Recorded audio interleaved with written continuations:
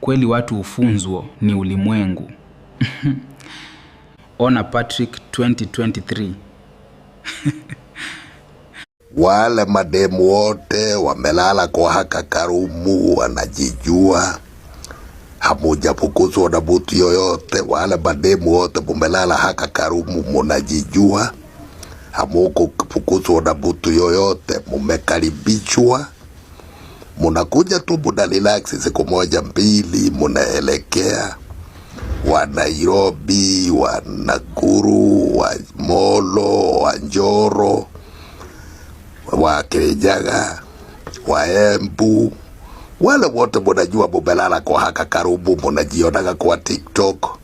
Mumekaribishwa, munakuja munalala, muna relax.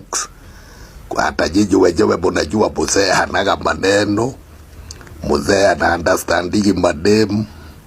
Kwa hivyo munakaribishwa kwa karumu kenyu, munajua haka kakitanda vizuri ni kakitanda ka Vision.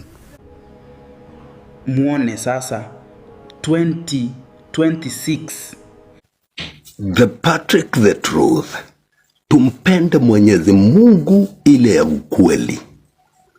Most of us tunaendaga tu makanisani. Si ati ni kwa ajili ya kumpenda Mwenyezi Mungu. Ni kwa ajili ya kutafuta marafiki, kwa ajili ya mambo ya baadaye. Mambo ya kina mazishi, mambo ya kina harusi, mambo mengi. Nakwambia uchukuliwe sympathy na makanisa.